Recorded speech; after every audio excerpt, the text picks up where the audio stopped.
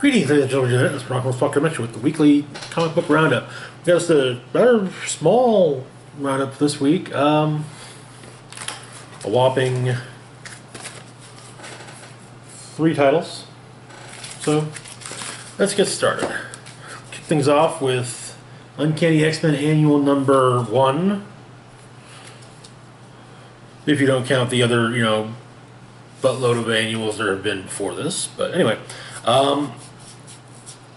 this issue basically explains how it is that Cyclops is back. And you know what? To be perfectly honest, I've read a lot of... So this is why Character X is not dead stories over the years. This is actually probably one of the better ones. Anyway, so we started off on Muir Island several weeks ago as Cyclops blasts himself out of the grave. And we cut back, then we flash back to several years ago. Later, it will be explained. Later, and with Matt, it will be explained that this is 13 years ago.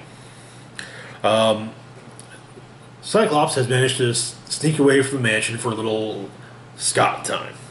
And while he's walking around Cambridge, Massachusetts, he comes upon a giant robot smashing up one of the buildings at Harvard, or at MIT. Yes, it's MIT. Anyway, Cyclops being, well, Cyclops means, even though he's taking some Scott time, he's got his uniform underneath his clothes, and so he changes and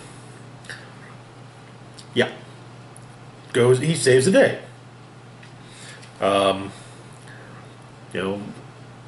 A cop says, "Hey, some of the other cops might think you guys are mutants or a menace, but you know what? If you hadn't been here, people would have died." A bunch of students was like, "Hey, thanks, man, thanks. Oh yeah, that professor was nuts." And then the the student who actually went and said, "Hey, yeah, this professor went to higher up and said, hey, so this professor, he's nuts, like seriously nuts." So yeah. Anyways, so 10 years later, at Paul Duick's house, that's the name of the professor, Kid Cable shows up with a Phoenix cage from AVX. And him and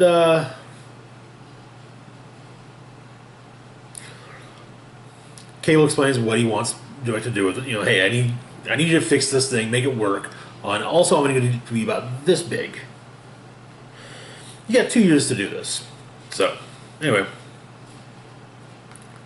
a couple years later,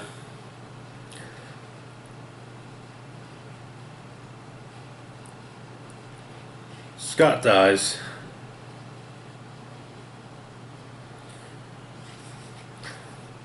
Kid Cable and Paul view the funeral.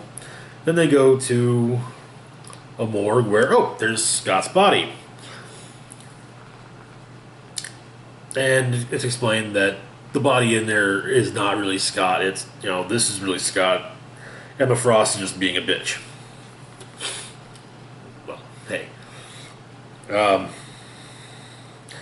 But anyways, Paul has managed to make the Phoenix cage about that big, and so they cut open Cyclops, put it in there.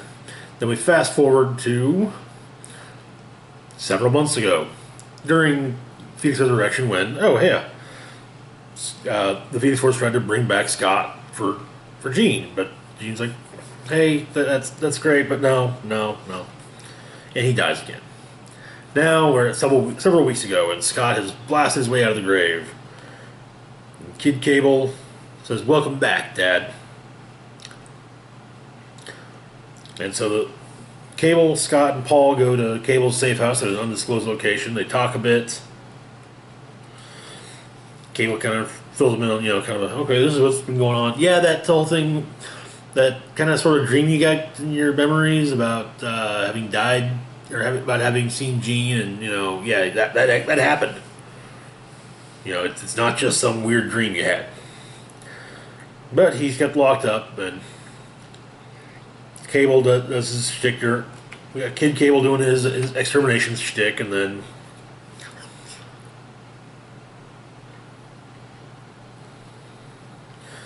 we learn that the professor from earlier has been released from prison. We see his little lab and some files with Paul's name and address. They talk a bit. Kid Cable justifies killing older Cable.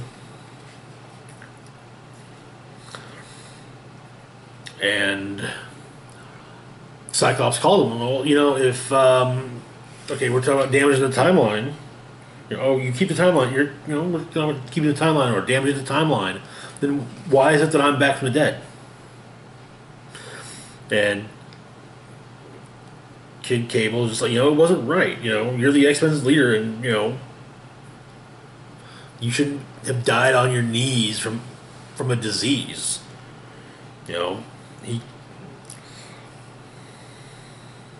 explains to Cyclops that before he's going to let Cyclops, go out and be the Cyclops he's supposed to be, he needs to make sure the right man's back. He explains that right now, the events of the last few issues of Uncanny X-Men are happening. But in Boston, the the professor from earlier is attacking Paul, who helped bring you back.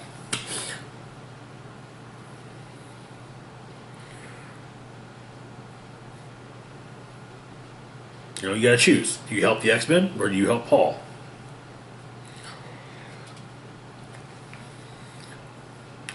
And so Scott opts to help Paul. And the next day they're at the beach where the X-Men were fighting.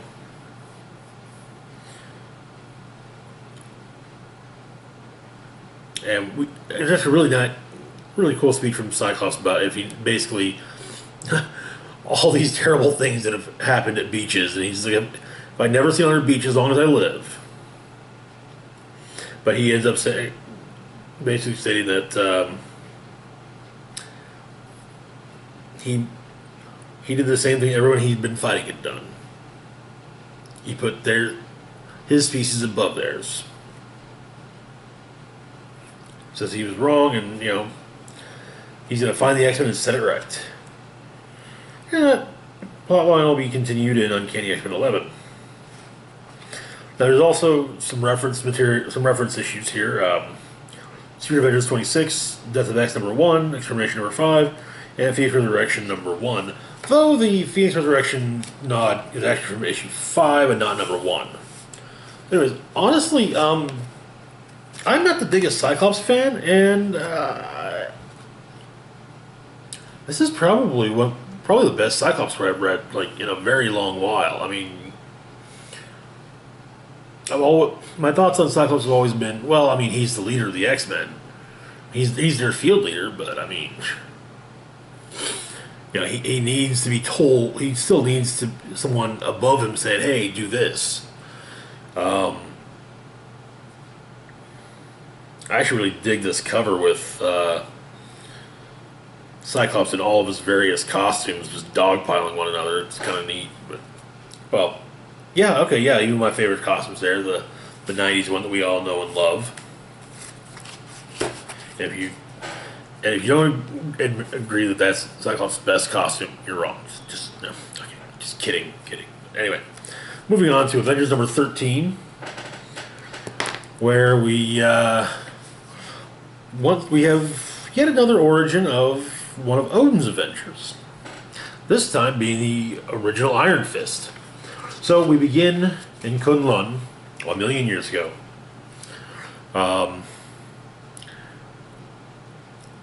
Fan Fei explains that she committed a terrible act. She would sneak out of the city at night and teach the humans nearby kung fu. And everyone, it's like, yep, you done wrong. And they're here at the cave of Shu Lao the dragon, and the humans that she has taught kung fu to are then basically thrown to the dragon. The first one, was immediately turned into a flaming puddle by Shu Lao's breath. The rest, however, yeah.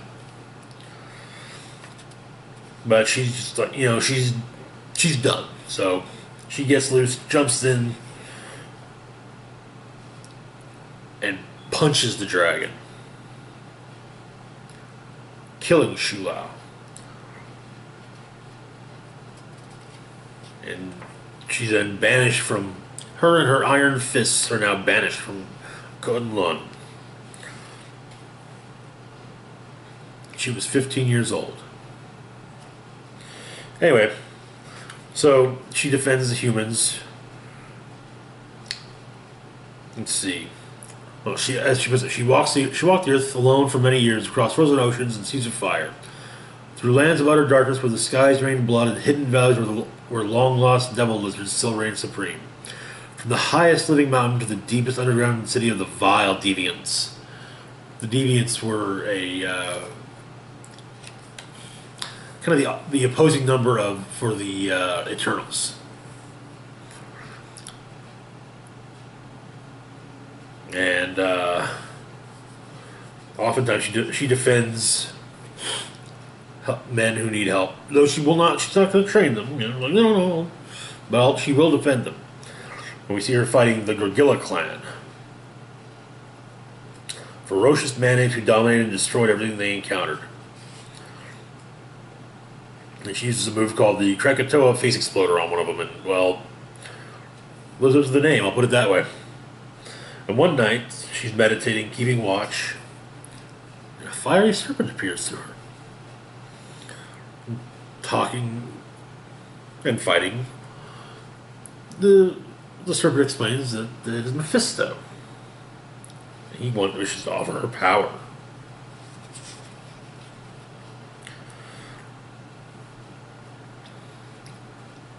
Anyways, soon enough, the Gorgilla clan would be granted the gift of fire. Though she basically alludes to thinking that Mephisto probably showed them the gift of fire, and so then she must face the Ape King, the Gorgilla Alpha, who cracked skulls with a diamond club big enough to choke a devil lizard.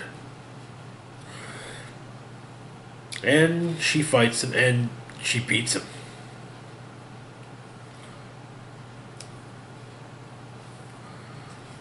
But Mephisto takes the Ape King down into a glowing tunnel and says, "Take this glowing stone. There are a much more powerful one. There are powerful stones in this world. Take this one. It's the Power Stone." And so he comes back. Iron Fist fights him. Only this time, like half of Gorgilla's body is crystallized from stone.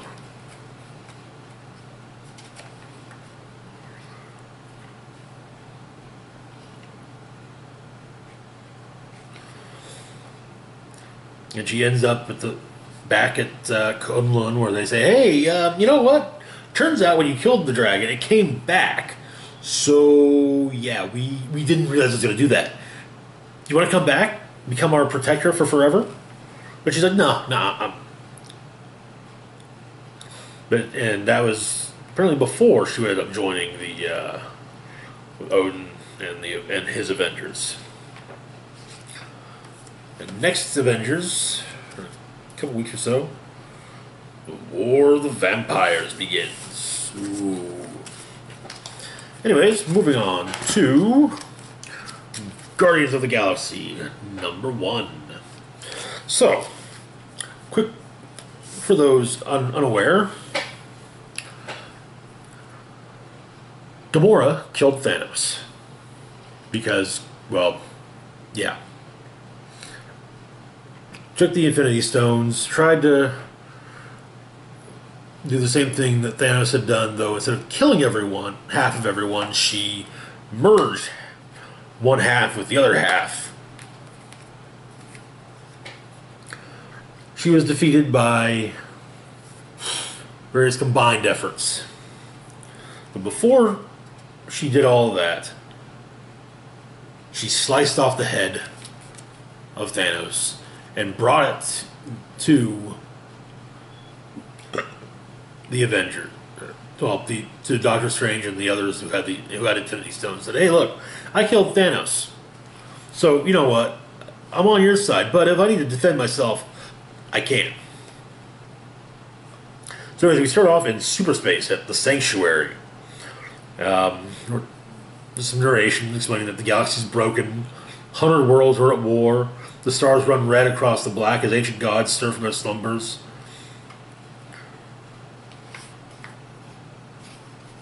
And yet here we all are together, Kree, Skull, Shi'ar as guardians. And I mean, seriously, like, the Shi'ar Imperial Guard are here, Adam Warlock, Darkhawk, Howard the Duck, the old school Guardians, the Starjammers, the Silver Surfer, Firelord. Who else is all here? Yeah, pretty much though, like I said, all the major.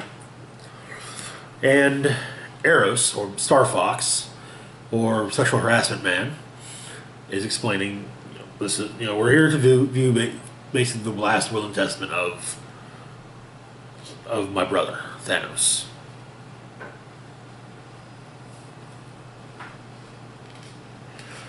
And so, there's a recording. Greetings. I am sure there are a great number of you gathered here today to celebrate the passing of your greatest foe. You have been led to believe, I am sure, that you have been brought together to hear the final words of Thanos. My testament, my requiem, as it were. This is untrue. You must understand, if this message has been recovered, then I have been felled. And as hard as it is for me to believe that being exists could kill Thanos, Thanos prepares for everything. This is not how Thanos will die. No, when I join death at her side, it will be on terms that I alone will dictate. I have never lived a common life, and I will not die a common death. As such, I have taken measures to have my consciousness uploaded and implanted into the mind of another upon my untimely demise. This, of course, freaks out Silver Surfer as well as Corsair of the Starjammers. That I will be unable to witness your scrambling horror to find my new body, to not be there to see you rip one another apart to prevent my final gauntlet. This is my only regret. Good luck. Anyway, so this is why I've called you all here. You guys are the most powerful and influential, greatest and most influential powers existing in the universe. And he also mentioned, you may notice that I didn't call the Avengers here, because you guys are not adverse to unclean hands. Basically saying, hey, we're going to be killing people. The Avengers don't kill people. I should know, I was one. Then it's what about the Guardians? We find out that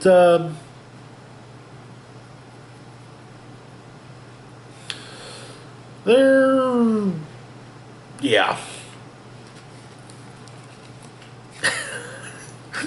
Okay. Groot with a mohawk is probably one of the greatest things I've ever seen. And now you have to see it too.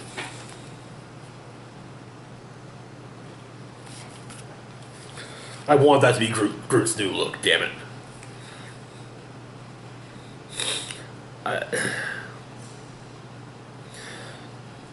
Anyways, nowhere, however, which the Guardians, which Star Lord and Groot were en route to, is gone. Anyways, so the assembled powers, Star Fox, Beta Ray Bill, Silver Surfer, Gladiator, Cosmic Ghost Rider, begin arguing one amongst themselves. It could be anyone. It could be one of us. And so Star Fox says, "Hey, I've actually I got some possible. There's some possible people it could be." And Jean Grey, Mephisto, Gamora, Luke Cage, Iron Man, Daredevil, Wraith. I think we got Daredevil in there. Hulk, Deadpool. That would actually be the ultimate insult. She-Hulk, Odin, Juggernaut, a non-cosmic Ghost Rider, Black Panther, Venom, Nick Fury Jr., Loki, The Thing, Miss Marvel, Invisible Woman. Though, he says, we should start with the most obvious candidate and go off and kill Gamora.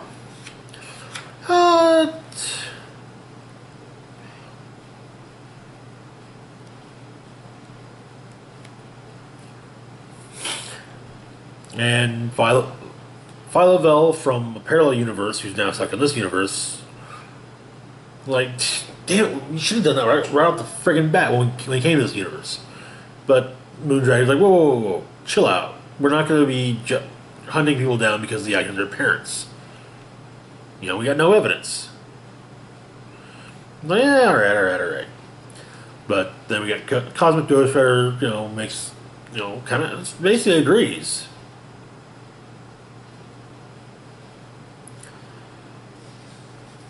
And he's the one who really kind of points out it could be any of us in this room. Thanos coming to his own funeral to watch folks fight over him wouldn't be the craziest thing I've ever seen.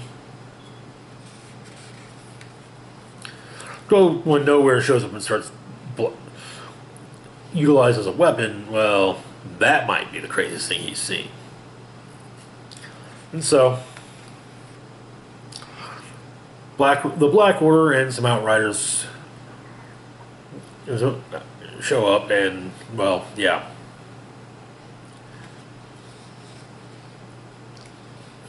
The fight begins in earnest.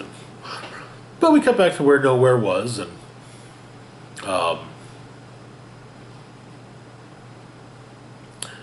Star-Lord is discussing things with with a member of the Nova Corps. Explaining, it was here, now it's not.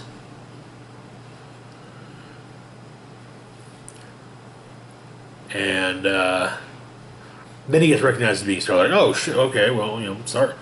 We're something that happened to his crew. Drax is dead. Gamora's the villain, I guess. I don't know. This is Groot.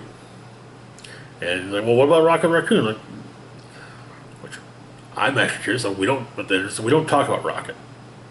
So something's going on at the big get together. Oh, their new ship is also called the Rider. Actually, Winona Ryder.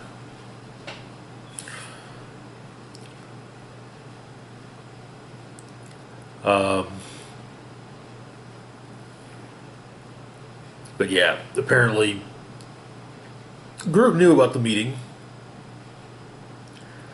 Like, yeah, we got invited to that. Groot meant to tell Star-Lord about it, but then Groot didn't. Seemed lame. So, you see continue on, and a whole. Turns out the Black Order is there for, of course, Thanos' body. They rip a hole in the fabric of space. They drag everyone in.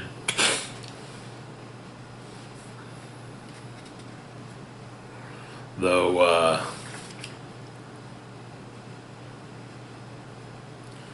before it closes, Stormbreaker with Ghost Rider's chain manages to shoot out. And smash through the front of the Rider's windshield. Though, luckily, Groot's able to grab a hold and, yeah. They pull out Beta Ray Bill. and Moondragon, and Phyla-Vell,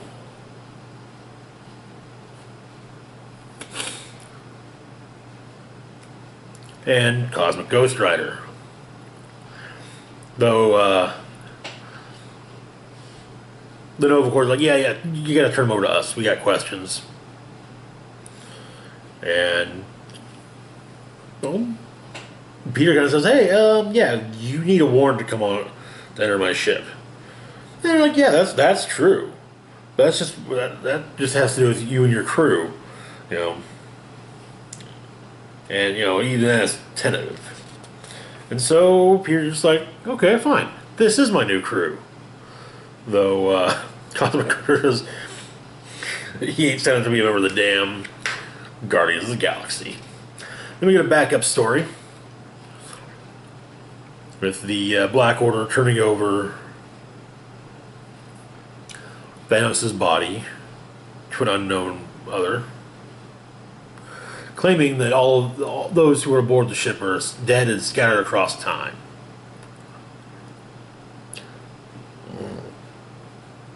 And they are also ordered to go get Thanos' head.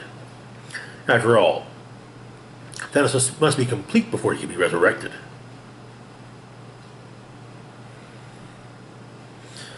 Proxima Midnight disagrees, saying that Thanos is together with his greatest love now. To rip him away from her would be to wage war against death itself. No one can defy her will. Not even you. Not even Hela, goddess of death. Dun dun dun. Yeah. So, okay, Hela's our big mastermind villain now. We want to potentially bring back Thanos. Also, yeah, everyone that's spread across time, no, they're not dead. Calling it now, they're not dead. Too many important characters that you can't just kill off screen like that. To kill off the Starjammers like that, or all of the Shi'ar Imperial Guard, including, I might add, the Emperor of the Shi'ar Empire, Gladiator, yeah, no.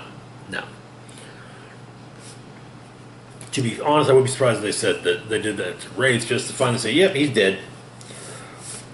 Wraith, as you would not surprisingly not know, is a cosmic hero who appeared in Annihilation Conquest. And then in this. Like, seriously, the character just kind of, oh, hey, here I am. He did his bit, he was gone forever, and now he's back. Anyway, that's it for now. Yeah, we've got more videos this week. Got some ideas rolling around in the old brain box. No movie review this week because really there's nothing that really grabs me for this week or that I want to review that I haven't. So yeah. Probably. So yeah, we'll be. We got some other stuff coming up. Let's see. Might do another old and busted versus new.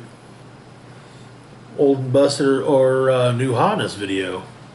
Though the tricky part is figuring out who to base it on. Anyways. That's it for right now. As always, feel free to like, share, and subscribe. Comment if you like. Hit the notification bell to be notified when I put up new content. And as always, this is Rock and Roll Sock signing off saying, live long and rock hard.